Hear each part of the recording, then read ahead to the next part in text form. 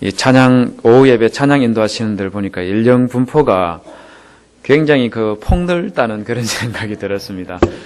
저 보기에는 제일 나이 어린 학생은 아직 한 10대 정도인 것 같고, 또 연세가 많으신 분들 가운데는 저 보기엔 장로님도 계셨던 것 같기도 하고, 그렇고, 또 드럼은 또 여집사님께서 드럼을 치시더라고요. 아주 좋은 현상이죠, 그죠?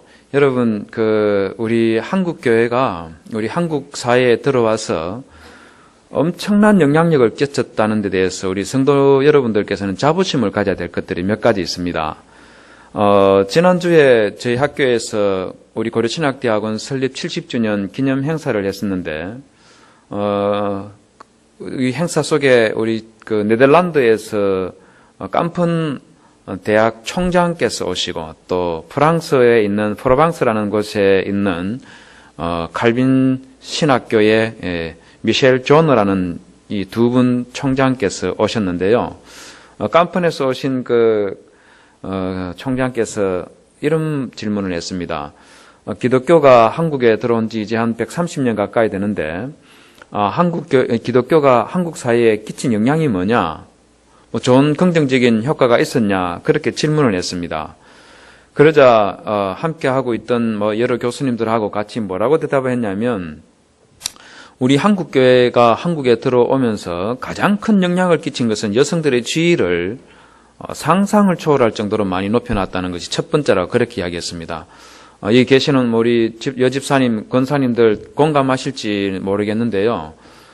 여러분, 지금부터 100년 전만 해도 우리 한국에서 여성은 그냥 애 낳고 살림살이 하는 그 정도 역할만 했지, 여성이 거의 사람은 사람이지만 굉장히 불평등한 그런 사회였죠. 근데 그러다가 우리나라가 지금 어떻게 됐습니까? 지금은 남자분들, 집에 가서 아내 되시는 분들한테 잘못 보이면 나중에 큰일 난다는 거 아시죠? 나중에 60 넘어가면 밥도 못 얻어먹는 그런 신세로 다 바뀔 정도로, 이건 농담이지만은요, 여성분들의 지위가 굉장히 높아졌습니다. 뿐만 아니고, 남녀 가릴 것 없이 우리나라가 일제시대에 접어들기 전까지만 해도 우리나라 사람들이 글을 읽을 줄 아는 사람이 5% 정도밖에 되지 않았습니다. 구한말 때까지만 해도요. 그런데 일제시대를 거치면서 우리나라 사람들이 글을 읽을 줄 아는 사람이 30%까지 늘어났습니다. 그건 일본 사람들이 교육을 잘 시켜서 그랬던 것이 아니고요. 왜 그와 같은 현상들이 생겨나느냐면, 한국 교회에 교회가 세워지면서 교회에서 성경을 읽게 만들기 위해서 귀천을 막론하고 성도님들에게 한글을 읽을 수 있도록 그렇게 교육을 시켰습니다. 그러다 보니까 교회 출석하시는 분들은 아무리 연세가 많으셔도 글을 읽을 줄 알았어요. 제가 초등학교 다닐 때만 해도 저희 할머니께서 주변에 있는 한 50대 넘어가신 그런, 제가 어릴 때는 그분들도 다 할머니죠. 그런 분들이 아들이 군대 가서 어머니에게 편지를 보내오면 읽지를 못했습니다. 그럼 저희 할머니에게 가져와서, 저희 할머니는 그 할머니들보다 나이가 훨씬 더 많았는데도 그 편지를 읽어달라고 부탁을 했었습니다. 저희 할머니는 초등학교 근처도 안 가본 분이에요. 그런데 한글을 읽고 편지를 읽어줬습니다. 왜 그게 가능했겠습니까? 그건 바로 교회에서 성경을 읽도록 만들기 위해서 글을 가르쳤기 때문에 그랬던 것이죠. 그게 여성들이 학교에 가는 그런 동기를 부여하고, 그러면서 여러분들 잘 아시고 이화여대 이런 것들 전부 다 우리 기독교에서 세운 그런 학교들이지 않습니까? 연세대도 마찬가지고요. 굉장히 큰 기여를 한 것들이 많죠. 교회가 서 있는 곳은 어디서든지 간에 사회를 변혁시키는 그런 원동력이 되었었습니다. 여러분, 이거는 어느 시대나 다 마찬가지였습니다. 아시다시피 내일이 10월 31일이지 않습니까? 여러분, 10월 31일이라면 뭐가 생각납니까? 10월의 마지막 밤 이런 거 생각나면 안 되고요. 그보다 종교개혁 기념주일, 이게 머리에 생각이 나야 됩니다. 지금부터 499년 전에, 그러니까 1517년 10월 31일에 루트라는 사람이 비텐베르그 대학에 있는 교회당 정문에다가 95개의 이 카톨릭의 이 비리, 특히 그 중에서 면죄부와 관련된 잘못된 것들을 한번 우리 논의해보자 하면서 95개 조항을 내거는 것을 시작으로 해서 종교개혁이라는 게 생겨나게 됐었습니다. 그 바람에 조인글리, 잔 칼빈 이런 분들을 위시해서 많은 개혁가들이 그야말로 유럽 사회가 말 그대로 엉망이 되어 있는 그런 상태였었습니다. 그런 사회를 변혁시키는 영적인 어떤 이 힘과 에너지가 이 몇 분들을 통해서 분출이 되면서 유럽 사회가 그야말로 뒤집혀지는 그런 역사를 이뤄냈었습니다. 여러분, 종교개혁이 시작되기 때만 해도요, 이 유럽 사회가 그야말로 참 비참했습니다. 우리 조금 전에 불렀던 찬송 있지 않습니까? 우리 찬송가, 조금 전에 불렀던 그 몇 장이었죠? 찬송가 85장. 여러분, 찬송가 85장에 보시면 제일 위를 한번 보십시오. 위에 보시면, 1절 말고, 그 위에 보시면, 버나드 오브 클레바욱스라는 이름이 적혀 있고, 그 옆에 갈로를 쳐가지고, 1091에서 1153이라고 적혀 있는 거 보이십니까? 그게 뭐냐면요, 이 찬송가 곡을 지은 버나드 오브 클레바욱스라는 사람이 살았던 생존 기간입니다. 이게 그러니까 지금부터 딱 언제쯤입니까? 1100년 전에 살았던 분이에요. 이분이 있을 때만 해도 유럽의 교회가 그렇게 타락하지 않았습니다. 그런데 이분이 딱 죽는 그 다음 순간부터 로마 교황청이 그야말로 엉망이 됐었습니다. AD 1200년대에 로마 교황이 불과 한 20년 사이에 한 10명 가까이 교황이 바뀌었습니다. 왜 그렇게 자주 바뀌었냐면 교황들이 피살당하고 자살하고 하는 그런 일들이 계속해서 연이어서 일어난 거예요. 왜 자살하냐면 이 정신적으로 문제 있는 그런 사람을 이 황제들이 나서가지고 이 사람 내 자식인데 교황으로 세우자 해서 세워버리고, 또 어떤 사람은 이거는 신앙이라고는 아무것도 없는 그런 사람인데 내가 교황이 되겠다고 나서면서 힘으로 권력을, 교황 자리를 차지하게 됩니다. 그러다 보니까 신앙도 없는 사람이 교황이 되니까 어떤 일이 나겠습니까? 정말 상상할 수 없는 그런 짓들을 저지릅니다. 살인에, 성폭행 이런 거는 일도 아니고요. 심지어는 근친 간의 더러운 짓거리를 서슴지 않고 했던 그런 교황들이 수도 없이 계속 생겨납니다. 그러면서 교회 내부가 타락하고 부패하기 시작하는데, 그런 반면에 성도들의 신앙은 상대적으로 굉장히 좋아지는 아주 기현상이 일어납니다. 그런데 좋아지는 이것이 긍정적으로 나가는 것이 아니고 매우 부정적으로 가버려요.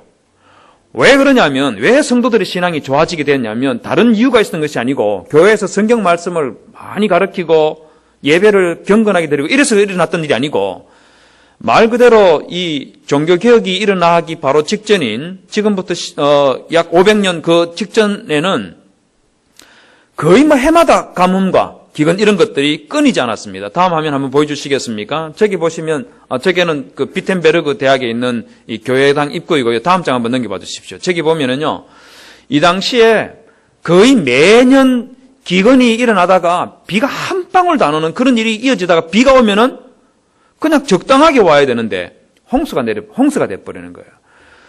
이런 일이 수년을 반복하니까 사람들이 농사를 지어서 거둬들이는 것이 거의 없었습니다. 그러다 보니까 전체 유럽에 있는 시민들 가운데서 약 3분의 1 가까이가 먹을 것이 없어서 거지가 되어서 떠돌아다니는 그런 일이 생겨납니다. 그러다 보니까 여러분, 유럽은 영주 제도가 있었다는 거 아시죠? 큰 성이 있고 그 안에 영주들이 살았지 않습니까? 이 영주들이 있는 곳에 구걸을 하기 위해서 오면은 이 영주들은 자기 군대를 가지고 굶주린 사람들이 찾아오면 그 사람들 쫓아내고 그리고 죽이고 이런 일을 하는 게 이게 다반사가 되어버립니다. 뿐만 아니고 또 무슨 일이 있었냐면 교황들 뿐만 아니고 제후들과 독일이나 프랑스의 황제들 있지 않습니까? 이런 사람들이 매우 잘못된 신앙 때문에 십자군 운동을 반복해서 일으킵니다. 제일 첫 번째 십자가 운동은 예루살렘을 비롯해서 팔레스타인 지역에 있는 기독교들이 이슬람교도들에게 핍박을 당하니까 그 사람들을 구출하자 하는 그런 취지에서 첫 번째 십자군 운동이 일어났었습니다. 그 십자군 운동 요 첫 번째 것 빼고 나머지는 전부 다 황제나 교황들이 자기 권력을 유지하기 위한 매우 잘못된 동기에서 십자군 전쟁을 일으킵니다.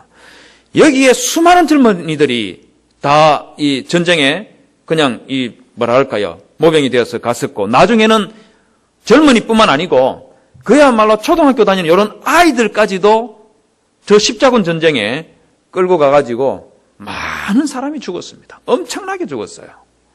그러다가 지금의 터키 있지 않습니까?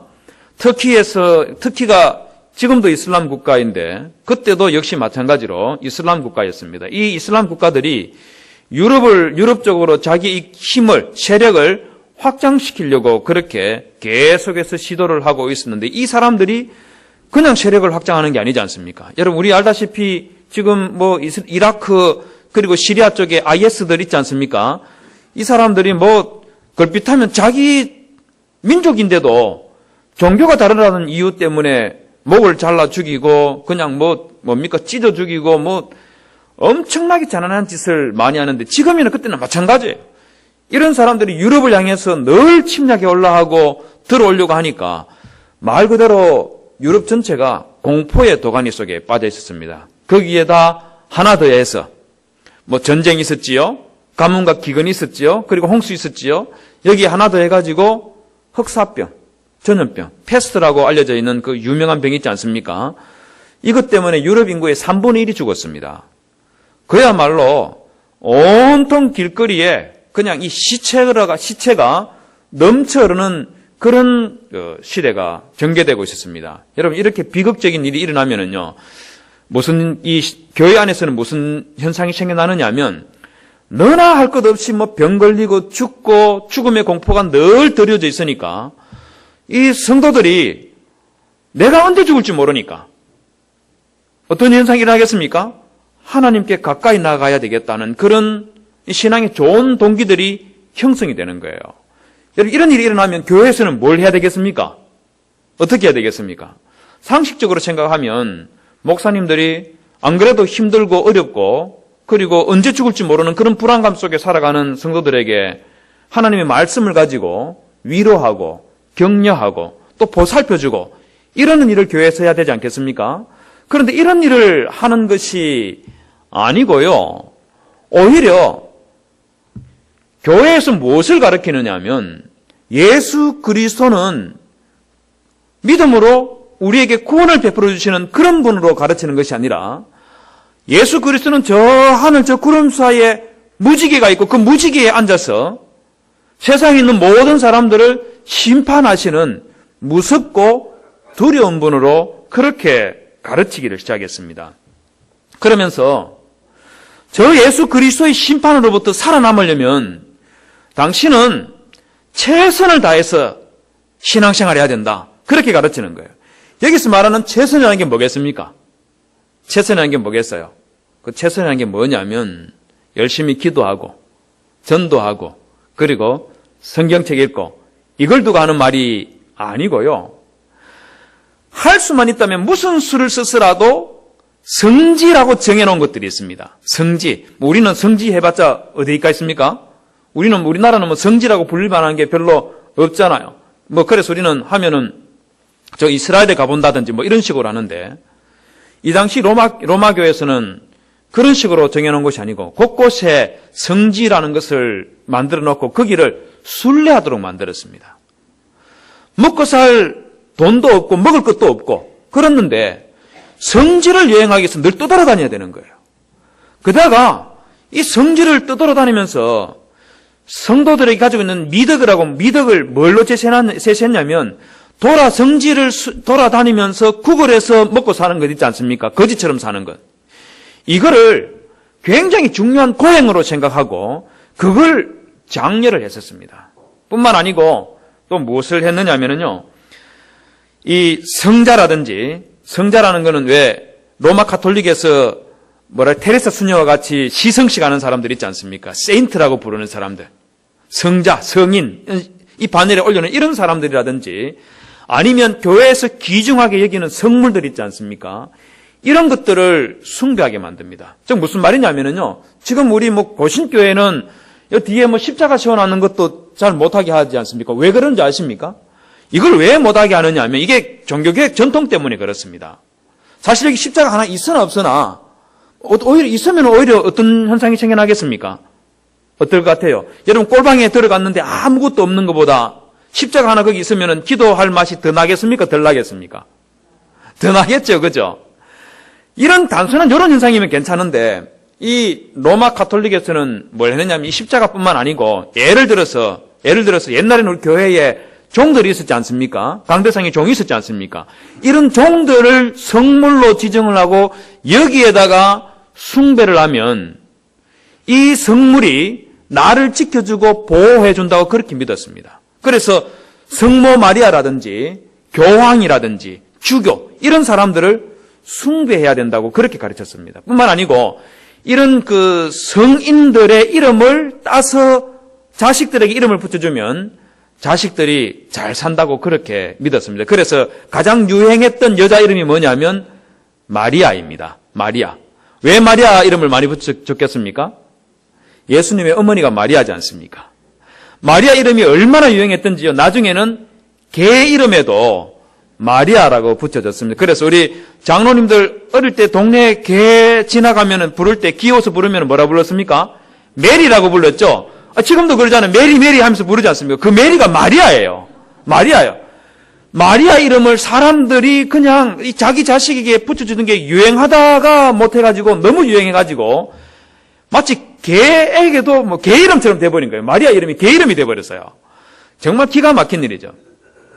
이런 식으로 말 그대로 이 유럽 사회가 엉망이 되어가고 있었습니다. 그러다가 로마 교황이 성 베드로 성당을 건축하려고 하면서 면죄부를 팔기 시작을 합니다.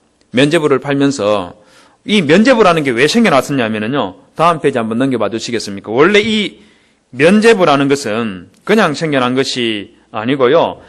이 면죄부는 십자군에 참여하는 군인들이 죽더라도 이미 재용서를 받았기 때문에 천국 간다. 겁내지 말고 전쟁터에 가서 싸우다가 죽어라.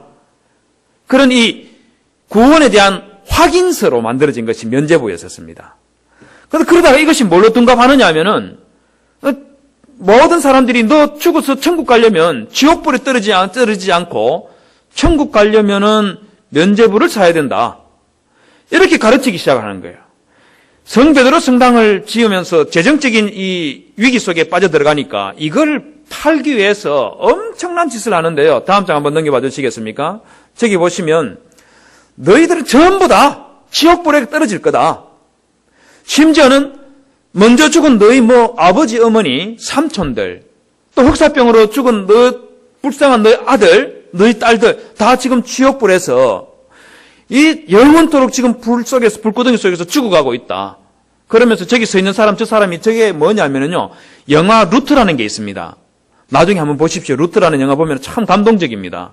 루트가 이 종교개혁을 하기 위해서 얼마나 참 대단한 일을 했는지를 보여주는 아주 좋은 영화인데요. 저기 보면 면죄부를 팔아먹기 위해서 저기 흰옷 입고 중간에 서 있는 저 사람이 불을 피워놓고 그 불에다 자기 손을 올리고는 이 불에 손이 타도록 그렇게 만듭니다.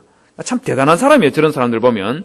그래 손에 불이 타니까 그 고통스러운 모습을 그대로 사람들에게 보여주면서 지옥에 가면 이거보다도 훨씬 더 뜨겁고 고통스러운 일이 일어난다. 그렇게 말하면서 면죄부를 사면은 지옥불에 떨어지지 않고 구원받을 수 있다. 그렇게 가르치는 거예요.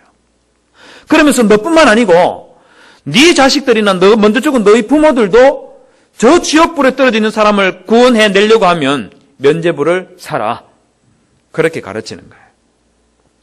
여러분 참 기가 막히죠. 이렇게 면죄부를 사고 성지순례를 하고 구걸을 하고 또 우상을 성상을 숭배하는 이런 것들을 하는 것이 바로 최선을 다하는 행위라고 신앙 행위라고 그렇게 가르쳤습니다. 여러분 참 어처구니 없는 일들이었지만은요.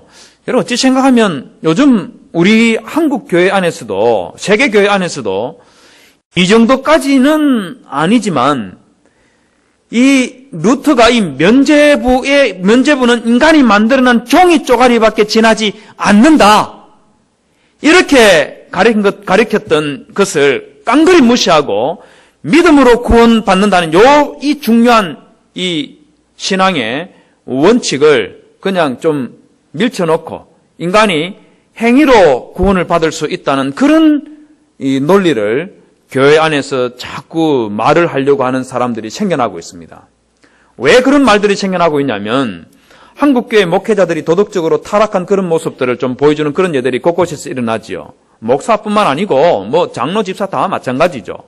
한국교회 성도들의 이 도덕적인 이 삶의 모습이 갈수록 떨어지니까 이건 믿음으로 구원받는다는 이 교리만 가지고 있으면 이러다가 무슨 짓을 해도 구원받을 수 있다. 이런 잘못된 인식을 주기 때문에 그래서 우리 좀 조정해가지고 행위도 좀 중요하다는 것을 가르쳐야 되겠다 하는 것이 지나치다 보니까 믿음으로 구원받는다는 이게 근본적으로 문제 있는 게 아니냐. 이걸 가르치는 목회자들이 생겨나고 있습니다. 의도는 좋은지 모르겠는데 이것 자칫 잘못하다가 10년, 20년, 50년, 100년 지나고 나서 면죄부 사야 된다는 이게 다시 또 나오지 않을까 굉장히 우려스럽고 걱정스러워요. 여러분, 이 면죄부는 종이 쪼가리에 지나지 않는다 하는 이것을 가르치면서 이것 때문에 루트라는 사람이 그야말로 종교재판에 끌려가서 죽을 그런 상황에 처하게 됩니다. 그때 이 루트가 너 지금 네가 말한 이 95개 조항을 취소하지 않으면 그러면 너는 죽는다. 지금 당장 취소해라. 그렇게 말하니까 이 루트가 뭐라고 했냐면 제 양심은 주님의 말씀에 충실합니다. 그러니까 내 마음, 내 양심 이건 오직 하나님만 바라보고 있대 그 말이에요. 그러면서 하나님만 바라보고 있는 내 양심을 거스리는 것은 부당하거니와 편치 않습니다. 그러면서 저는 95개 조항 이것 취소 못합니다. 철회할 수 없습니다. 그렇게 단호하게 자기 주장을 말하고 그러다가 죽음의 위기 속에 빠져들어가는 그런 모습을 보여주고 있어요. 성도 여러분, 저는 이 루터의 저런 모습을 보면서 우리 시대에 진정으로 하나님 앞에서 살아간다는 것이 무엇일까 하는 그런 고민을 하게 만들었습니다. 여러분들은 어떻게 살아가는 것이 하나님 앞에서 종교개혁자들이 살아간 저 정도는 아니라더라도 어떻게 살아가는 것이 참된 그리스도인으로 살아가는 것이라고 그렇게 생각되십니까? 그리고 오늘 우리가 종교개혁 기념주의를 지키고 있는데 여러분, 종교개혁 기념주의를 지키는 이유와 목적이 뭡니까? 과거 500년 전에 우리 믿음의 선배들 가운데서 이와 같이 훌륭한 일을 했다. 이건 내세우기 위해서 우리가 종교개혁 기념주의를 하는 겁니까? 저는 그건 종교개혁 기념주의를 기념하는 이유와 목적이 저는 아니라고 생각합니다. 왜 종교개혁 기념주의를 지키느냐 하면 아무리 우리 개신교가 종교개혁을 통하여서 새롭게 된 교회라 할지라도 우리 교회는 다시 교회의 본질을 상실하고 다시 타락하고 다시 무너지고 암흑 속으로 빠져들어갈 수 있는 그 가능성을 항상 가지고 있는 것이 그게 교회입니다. 정말 안타깝지만 그게 교회예요. 그렇기 때문에 그런 암흑의 시대로 교회가 들어가지 않도록 하기 위해서 우리가 날마다 스스로를 개혁하고 하나님 앞에 깨어 있어야 된다 하는 그 의지를 다지기 위해서 하는 것이 종교개혁 기념주의라고 저는 생각을 합니다. 그렇지 않겠습니까? 여러분, 근데 이 종교개혁 기념주의를 지키면서 이 하나님의 교회를 바르게 세워야 되겠다는 이런 의지는 담임 목사님만 가지고 있고 장로님들만 가지고 있어서 되는 것이 아니고 어떤 의미에서는 젊은 청년들이 이런 마음들을 가지고 있어야 돼요. 왜 그러냐면 여러분, 우리 다 40대, 50대, 40대까지는 아직 아닐지 모르지만 50대가 넘어가면 마음들이요, 그냥 편한 것을 추구하고 마음들이 좀 뭐랄까요, 이 느슨해집니다. 정의와 진리에 대해서 목소리를 높이고, 그리고 정의와 진리에 대해서 그 중요성을 늘 의식하고 심각하게 생각하는 세대가 어떤 세대일 것 같습니까? 그건 청년들입니다. 청년들이에요. 한번 생각해 보십시오.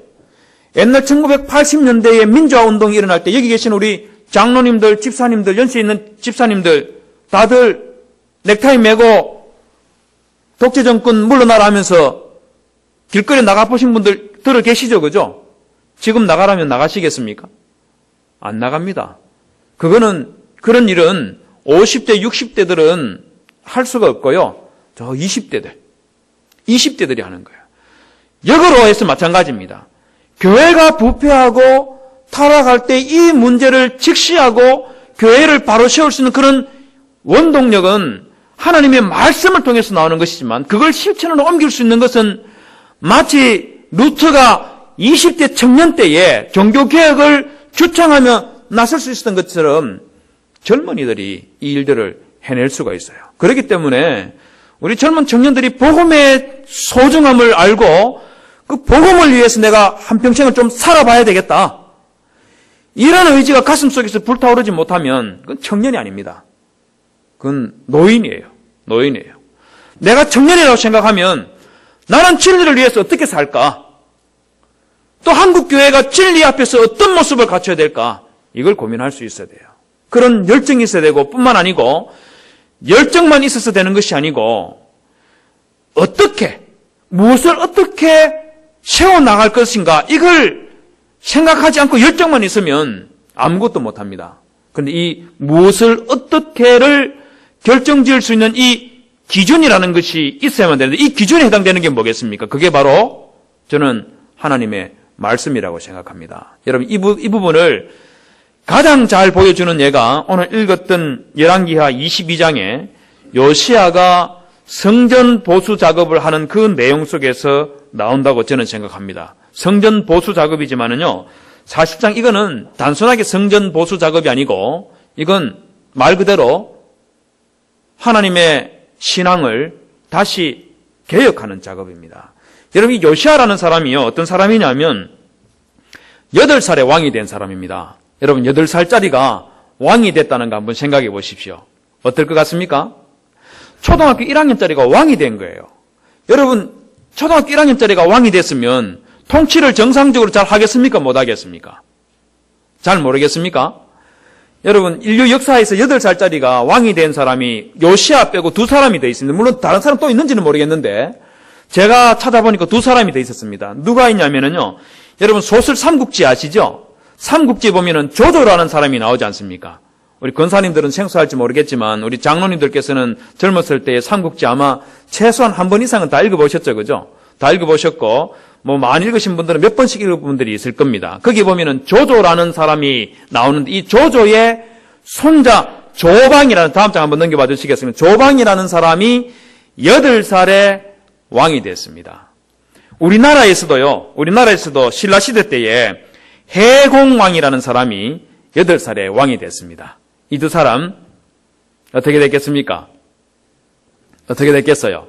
둘 다 한 사람은 조방이라는 사람은 사마이에게 살해당하고, 그 다음에 해공왕은 선덕여왕 말고 선덕왕이 또 있습니다. 선덕왕 하니까 선덕여왕인 줄 알고, 아니 그렇게 마음씨 예쁘고 착하다는 선덕왕이 사람을 죽였나 이렇게 생각할 수 있는 그게 아니고 선덕여왕 말고 선덕왕에 의해서 피살을 당합니다. 8살짜리가 왕이 됐으니까 뭐 어떡하겠어요. 그런데 요시아도 여러분 8살에 왕이 됐는데 요시아가 왕이 됐을 때는요, 저 해공왕이나 조방 이 2사람이 8살에 왕이 되었을 때 통치할 때 하고 비교를 하면은요, 이 요시아는 훨씬 더 안 좋은 상황 속에서 왕이 됐습니다. 왜 그러냐면은요, 다음 장 한번 넘겨봐 주시겠습니까? 이 요시아의 아버지가 누구냐면은요, 다음 장 한번 더 넘겨봐 주십시오. 21장에 보면은요, 21장 어디를 보느냐, 24절을 보십시오. 21장 24절에 보면 그 국민이 아몬 왕을 반역한 사람들을 다 죽이고 그의 아들 요시아를 대신하게 하여 왕을 삼았더라 이랬는데요. 이 아몬이라는 왕이 신하들에 의해서 암살당합니다. 24절에서는 그렇게 아몬 왕을 죽인 사람을 또 죽이고 그리고 아몬 왕의 아들을 요시아를 왕에 세웠다. 그 말이 나죠. 즉 무슨 말이냐면 요시아가 8살의 왕이 될 때 자기 아버지는 신하들에 의해서 신하들의 반란에 의해서 피살당한 그런 일이 났었습니다. 그러니 한번 생각해 보십시오. 나라의 정세가 안정되고 편안했겠습니까? 불안했겠습니까? 불안했지요. 그런 때에 8살이 되어서 왕이 됐으니까 얼마나 힘들었겠습니까? 그런데 여러분 22장 1절에 보시면은요. 21절에 보시면 22장 2절을 보십시오. 왕이 되고 난 이 요시아에 대해서 뭐라고 평가하고 있냐? 2절을 보시겠습니까? 요시아가 여호와 보시기에 어떻게 했다고요? 정직히 행하여 그 다음에 뭐라 했습니까? 그의 조상 다윗의 모든 길로 행하고 좌우로 치우치지 아니하였더라. 이게 무슨 말이겠습니까? 이게 무슨 말이겠어요? 한마디로 말하면 요시아가 8살의 왕이 됐지만 다윗 왕처럼 정치를 잘했다 그 말입니다. 정치도 잘했고 하나님으로부터 인정받는 그런 모습으로 살아갔다 하는 그 내용이 2절에 있는 거예요. 자, 그런데 1절과 2절에서 8살에 요시아가 왕이 됐다 이 말을 하고 바로 이어서 3절에서 뭐라고 하고 있습니까? 요시아가 왕이 된 지 몇 년이나 있습니까? 18째 해에 왕이 그 뒤에 보시면 여호와의 성전에 사람들을 보내서 그리고 저 6절을 보십시오. 그 성전을 수리하게 하라 그렇게 시키는 장면이 나옵니다. 그게 무슨 말이냐면요. 여러분 요시아가 8살의 왕이 되어서 18년 동안 통치한 내용들을 한번 생각해 봅시다. 많은 일들이 있었겠죠. 그죠? 아니, 그렇지 않겠습니까? 하다 보다 뭐 밥 먹는 일도 있었을 테고 결혼하는 것도 있었을 테고 다양한 것들이 있었을 텐데 그런 것들 아무것도 언급하지 않고 뭘 언급했습니까? 요시아가 성전을 수리하게 했다. 이걸 우리식으로 이야기하면 요시아가 종교 개혁을 단행했다. 그 말을 하고 있는 겁니다. 그 말을 하고 있는 겁니다. 그런데 여러분, 이 요시아가요, 18년째만 이와 같은 일을 했던 것이 아니고, 더 중요한 것은요, 역대하 34장 3절에서 7절을 보시면, 이 요시아가 굉장한 일들을 했다는 것을 기록해 놓고 있습니다. 거기 보시면, 뭐라고, 앞에 있는 화면을 한번 보십시오. 화면을 보시면, 요시아가 8년이 되었을 때 뭐라 했습니까? 8년째가 되었을 때에 통치하기 시작한 지 8년, 16살이 되었을 때에 뭐 했다고요? 그의 조상 다윗의 하나님을 비로소 찾았다고 말했죠? 뭐라 했습니까? 16살이면 사춘기잖아요. 사춘기가 되는 바로 그 나이 때에 하나님을 제대로 믿고 하나님을 찾는 그 일을 하기 시작했다는 겁니다. 그리고 나서 4년 뒤에 뭘 했습니까? 그리고 나서 4년 뒤에는 예루살렘에 있는 바알과 아세라 목상을 제거했다고 말하고 있고 그리고 다시 6년이 지나고 나서 18년째에 성전을 보수하는 그 일을 명령을 했다고 그렇게 말하고 있습니다. 바로 16살 때부터 시작해서 26살 되는 그 청년기에 이 요시아 가슴에서는요 하나님을 사랑하는 그 마음 때문에 하나님의 이 성전을 이 유다 안에 하나님을 믿는 이 신앙을 다시 한번 제대로 채워봐야 되겠다는 그런 열정을 가슴에 품고 그것을 위해서 해가 지나면 지날수록 그것을 향하여서 달려가고 있는 그런 모습을 보여주고 있다는 겁니다. 이게 바로 청년 여러분들의 모습이 되고 이런 마음을 가지고 있는 그런 직분자들과 그런 목회자들이 지금 우리 한국교회에 필요하다는 것을 여러분들이 아시고 어떻게 하면 우리 교회를 통해서 한국교회를 다시 일으킬 수 있는 루트 같은 사람 또는 요시아 왕과 같은 그런 사람이 나올 수 있을까? 여러분 좀 기도하셔야 됩니다. 낙현교회에서 미래에 30년, 40년 뒤에 대통령 나오도록 그렇게 기도 좀 해야 안 되겠습니까? 근데 저 뭡니까? 뭐 이상한 최순실 이런 사람한테 휘둘리는 그런 이상한 사람 말고 죄송합니다. 이건 너무 또 지나치게 심한 말을 하는 것 같은데 제가 너무 정치적인 말 하려고 한 건 아니고요. 좀 뭐랄까 제대로 된 신앙을 가지고 나라를 다스리고 국가를 편안하게 해주는 그런 사람이 나와야 되는데 부패하고 타락한 그런 국가와 사회를 바르게 세울 수 있는 그런 사람이 우리 후손들을 통해서 나와야 되는 거예요. 나와야 되는 거예요. 그걸 위해서 좀 기도하시는 그런 성도님들이 되시기를 바랍니다. 그런데 여러분, 요시아가 이 성전을 보수 작업을 해나가는 걸 보면 아주 좀 뭐랄까요? 이 아주 묘한 그런 현상이 생겨나고 있습니다. 그게 무슨 현상이냐면 여러분 지금 22장에서 성전을 보수하라는 그 명령을 내려서 보수를 하고 있죠. 그죠? 보수를 하고 있는데 23장을 한번 넘어가 볼까요? 23장으로 넘어가 보면 여러분 4절 한번 보십시오. 4절에 보면 왕이 대제사장 hil기야와 모든 부제사장들과 문을 지킨 자들에게 명령하여 바알과 아세라와 하늘의 일월 성신을 위하여 만든 모든 그릇을 어디에서 꺼내라 하고 있습니까? 여호와의 성전에서 내다가 예루살렘 바깥 기드론 밭에서 불살라라 이렇게 명령하고 있는 장면이 나오죠. 그죠? 이게 좀 이상하지 않습니까? 안 이상합니까? 22장에서 성전을 보수하고 고치는 그 작업을 하라고 명령을 내렸는데 정작 이 성전 안에는 뭐가 있다는 겁니까? 뭐가 있다는 거예요? 바알이 있고 아세라가 있고 바알과 아세라에게 바치기 위해서 만든 제단이 그 안에 있다는 거예요. 이게 기가 막히는 거 아닙니까? 성전 껍데기는 보수 작업을 하고 있는데 그 내부에 하나님께서 가장 싫어하는 바알과 아세라 신상이 있고 우상들이 그 안에 있다는 겁니다. 여러분 그런 장면 한번 상상해 보십시오. 지금 이 낙현교회에 바깥 외부는 리모델링을 쫙 해가지고 멋있게 만들어놨는데 지금 강대상 여기에 불상이 하나 떡 놓여 있으면 어떻게 되겠습니까? 어떻게 되겠어요? 여러분 그런 모습 본 적 없지요? 저는 본 적이 있습니다. 제가 미국에 있을 때 시카고에서 박사 공부를 하고 있었는데 제가 다니던 교회가 루트란 교회라는 게 있어요. 루트란 교회가 어떤 교회냐면 종교교회가 루트의 신앙을 따르는 교단이 루트란 처치입니다. 정말 아이러니한데요.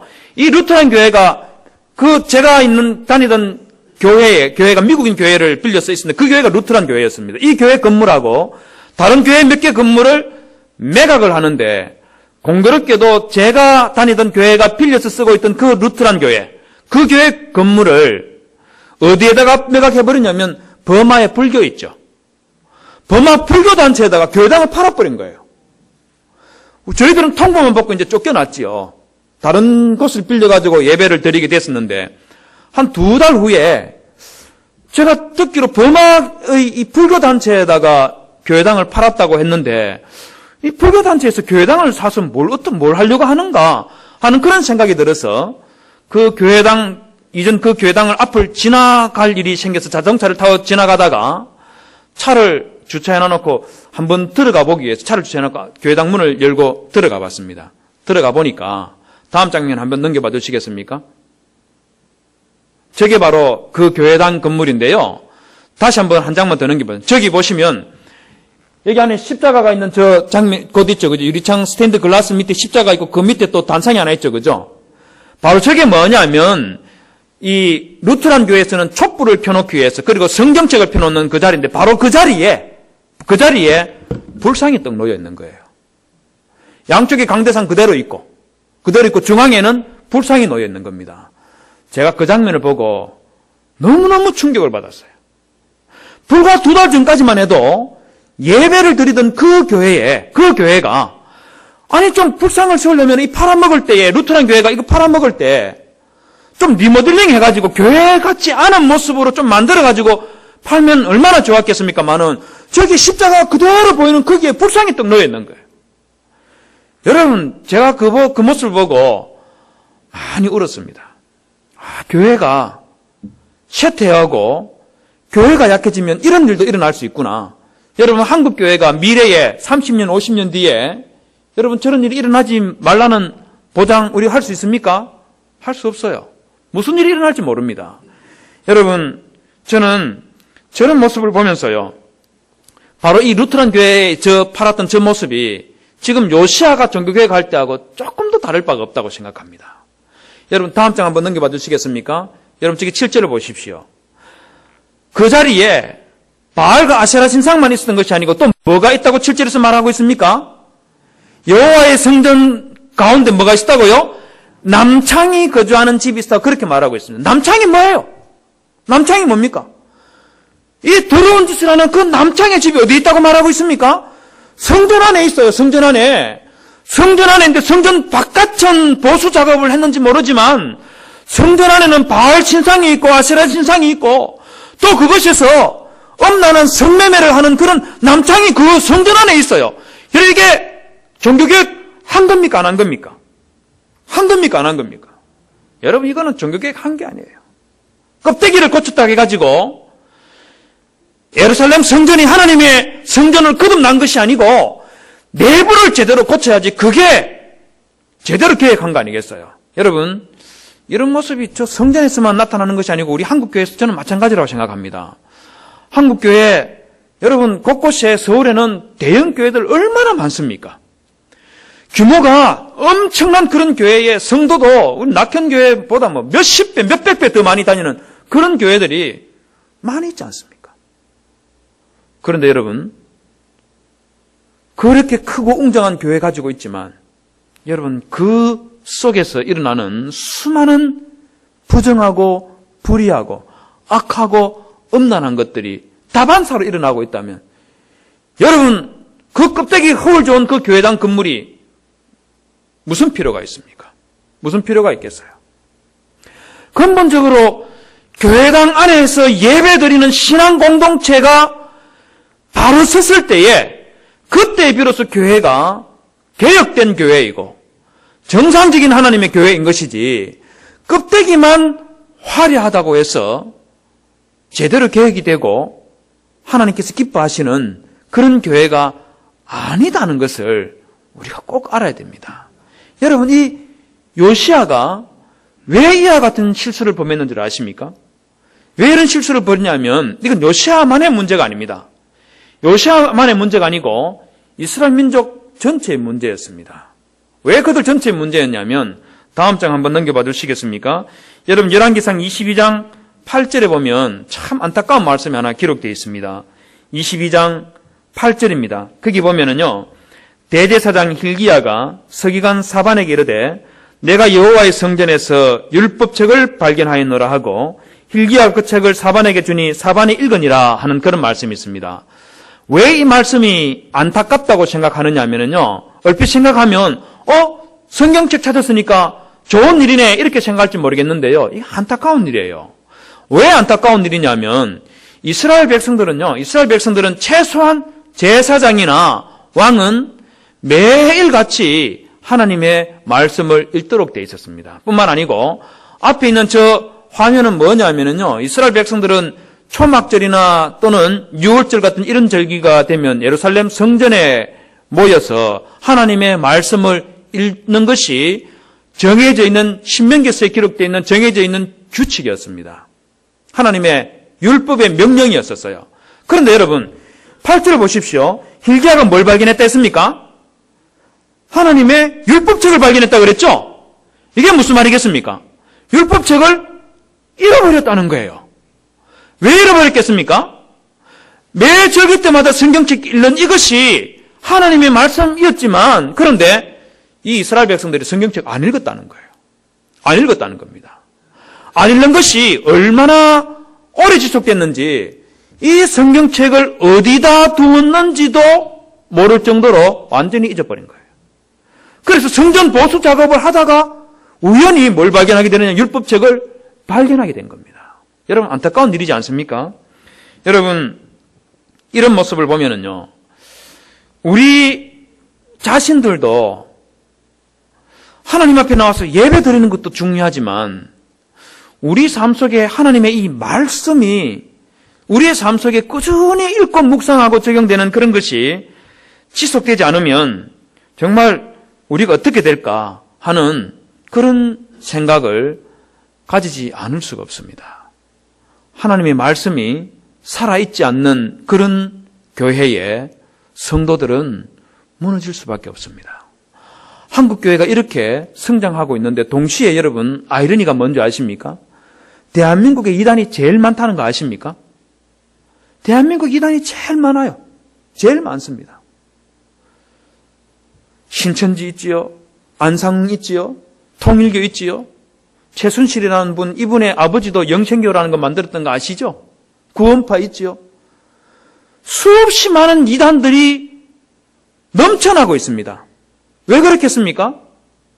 왜 그와 같은 현상이 일어나느냐 하면 교회에서 하나님의 말씀을 제대로 가르치지 않기 때문에, 우리 하나님의 말씀에 근거한 우리 고신의 교리가 무엇인지, 장로교 교리가 무엇인지 제대로 가르치지 않으니까 이 말도 맞는 것 같고 저 말도 맞는 것 같고, 신앙이 여린 성도들이 신천지나 이단들이 와서 성경 펴놓고 몇 마디 하면 그게 진짜인 줄 그렇게 넘어가 버리는 거예요. 넘어가 버리는 거예요. 이 모든 것들이 우리의 삶 속에 하나님의 이 말씀이라는 기준과 잣대가 없으니까, 그러다 보니까 한국교회가 여지없이 무너지고 넘어지고 하는 그런 현상이 생겨나고 있는 겁니다. 여러분, 이 요시아가 율법책을 발견하게 되었을 때에 뭐라고 하는지 아십니까? 다음 장 한번 넘겨봐 주시겠습니까? 열왕기하 23장 3절에서 왕이 성전에 있는 단상을 만들어 놓고 그 위에 서서 이렇게 말하고 있습니다. 여호와 앞에서 언약을 세웠다고 말하고 있어요. 이스라엘 백성들 전부 다 모아놓고, 제사장과 레인들을 모아놓고 하나님 앞에서 언약을 세우되 마음을 다하고 뜻을 다하여 여호와께 순종하고 그의 계명과 율법, 법도와 율례를 지켜 이 책에 기록된 이 언약의 말씀을 이루게 하리라 하며 백성이 다 그 언약을 따르기로 하니라, 그렇게 말하고 있습니다. 하나님의 말씀에 이 기준을 딱 제시하고 주고, 이스라엘 백성들은 우리 모두 이제 하나님 말씀을 읽고 그 말씀 따라서 살아가겠습니다 하고 맹세하고 있는 거예요. 여러분, 이런 일이 일어날 때에 제대로 된 종교개혁이라는 것이 일어날 수가 있고, 부패해가고 있고 쇠퇴해가고 있는 한국교회를 다시 이렇게 세울 수가 있습니다. 여러분, 아까 제가 말씀드렸던 루트라는 영화 있지 않습니까? 그 영화 제일 마지막에 가면은요, 종교개혁에 이 깃발을 내건 사람은 루터였지만은요, 종교개혁을 성공할 수 있게 만들었던 것들은 평신도들이었습니다. 저기 보시면 저 장면이, 마지막 장면이 무엇이냐면은요, 독일의 황제가 제후들을 불러 모아놓고 제후들에게 뭐라고 말하냐면, 당신들의 영지에 있는 성직자들에게 설교를 하지 못하게 하시오. 독일어로 쓰인 성서를 금하고 누구든지 그런 성서를 가진 자는 적으로 선포하시오. 그렇게 시킵니다. 그러자 저 중에 있던 제후 한 사람이 황제 앞으로 걸어 나가서 저는 그렇게 못합니다. 그러면서 뭐라 하냐면, 새로운 성경을 금할 수는 없습니다. 강제로 복음을 빼앗기고 신앙을 부인하느니 차라리 무릎을 꿇고 목을 베어달라 하겠습니다. 이 말을 합니다. 한 명이 저 말하니까 그 옆에 있던 다른 제후들이 그 옆에 와서 서서 무릎을 꿇고, 제후들이 다 무릎 꿇고 나니까 그 옆에 있는 또 다른 신하들이 전부 다 와서 무릎을 꿇고, 많은 사람들이 왕에게 와서 내 목이 달아날지언정 하나님의 이 복음의 말씀을 저버리는 그런 일은 할 수 없습니다. 이와 같이 하니까 독일의 황제가 손을 들어버립니다. 좋다, 우리 독일은 이제부터 루트가 말하고 있는 저 개신교를 따라가겠다. 로마 가톨릭 우리는 결별하겠다 선포를 하게 됩니다. 그래서 독일을 중심으로 해서 종교개혁이 제대로 진행이 되게 되는 겁니다. 여러분, 바로 평신도들 중에서 우리 장로님, 권사님, 집사님, 청년부에서 내가 하나님 말씀 때문에 내 삶을 한번 내놔야 되겠다, 이런 결심을 하는 사람들이 생겨나니까 엄청난 일을 만들어내더라는 겁니다. 유럽을 뒤집어버리고 유럽을 근본적으로 변화시키는 그런 일이 일어났습니다. 여러분, 유럽 사람들과 미국 사람들이 지난 1000년 동안의 인류 역사 속에서 일어난 사건들 중에서 가장 위대한 일이 뭐냐 물으면 어느 일을 손꼽는지 아십니까? 바로 루트에 의해서 시작된 저 종교개혁을 꼽습니다. 저게 가장 인류 역사상 가장 위대한 일이다. 아폴로 우주선을 달나라 쏘아보낸 이게 아니고요. 루트가 시작했던 그 종교개혁이 인류 역사상 가장 위대한 일이라고 그렇게 손을 꼽습니다. 여러분, 그것은 루트 한 사람이 했던 것이 아니고 많은 신실한 믿음의 백성들이 하나님을 바르게 믿고 바르게 찾아야 되겠다 하는 그 대의 앞에 함께 손을 붙잡고 나섰을 때에 그와 같은 일이 일어날 수 있었던 것입니다. 낙킨교회 성도 여러분, 저는 생각이 우리도 이런 일이 다시 한국교회에서 일어나도록 꿈꾸고 소망해야 된다고 생각합니다. 우리 고려신학대학원 교수들이 이 일에 앞장설 수 있도록 기도해 주십시오. 고려신학대학원 교수들뿐만 아니고 우리 전도사님들이, 우리 고신의 목사님들이, 다른 교단 목사님들은 모르겠어요. 다른 교단 목사님들도 그렇게 되면 좋겠지만 그게 안 되면 우리 고신의 목사님들만큼은 정말 순결한 신앙과 하나님의 이 말씀을 철저하게 지키겠다는 정통 이 신학을 굳게 붙잡고 살아가야 되겠다는 그런 목회자들이 다 되어서 고신교회를 다시 변화시키고 다시 세우겠다는 그런 의지를 가지는 그런 하나님의 은혜가 다시 일어날 수 있도록 여러분 기도해 주시기를 부탁을 드립니다. 내년이 500주년입니다. 내년이 종교개혁 500주년입니다. 내년에는 우리 고려신학대학원에 성령 하나님께서 역사하셔서 한국교회 변화의 시발점, 불을 점화시켰다 하는 그런 은혜의 역사가 일어날 수 있도록 기도해 주시고, 우리 낙현교회에서도 그런 놀라운 일이 일어날 수 있도록 지금부터 하나님 앞에 간절한 마음으로 기도하시고 한국교회를 다시 세우는 그 일에 우리 낙현교회가 귀하게 쓰임받기를 주님의 이름으로 부탁을 드립니다. 우리 이 말씀 종교개혁을 다시 한번 생각하면서 우리 이 시간에 한 2분 동안 통성을 한번 기도하겠습니다. 정말 유럽에 있는 교회가 무너져 갈 때 교인들이 처참한 그런 상황에 빠지게 되었을 때에 루트라는 사람을 통해서 그리고 신실한 하나님의 백성들을 통해서 참 하나님의 말씀이 선포되고 유럽의 교회가 변화되는 그런 은혜의 역사가 일어났었는데 하나님, 우리 한국교회도 이와 같은 변화가 필요한 시대입니다. 하나님 도와주시옵소서. 우리 고려신학대학원과 우리 고신교단이 이 일을 해낼 수 있도록 도와주십시오. 우리 낙현교회가 이 일을 하게 하여 주옵소서. 우리 말씀 생각하면서 다 같이 한 2분 동안 한 목소리로 기도하겠습니다. 하나님 아버지, 귀한 말씀을 저희들에게 주신 것을 감사합니다. 하나님, 루트가 하나님 그렇게 참 죽음을 각오하면서 유럽에 무너진 저 교회를 다시 이렇게 세우기 위하여서 하나님 앞에 희생하고 헌신하고 삶을 바쳤던 것을 이 시간을 통해서 살펴보았습니다. 하나님 아버지, 루트 시대 때에 유럽의 교회들뿐만 아니고 우리 한국교회도 참 안타까운 그런 상황 속에 있다는 것을 저희들이 잘 알고 있습니다. 교회당 건물은 화려하게 지어져 있지만 하나님 그 속에 있는 성도들의 모습은 갈수록 부패해져 가고 있고 하나님으로부터 멀어져 가고 있다는 것을 저희들이 잘 알고 있습니다. 아버지 하나님, 이러한 한국교회가 우리 주님 앞에 다시 일어날 수 있도록 도와주시옵소서.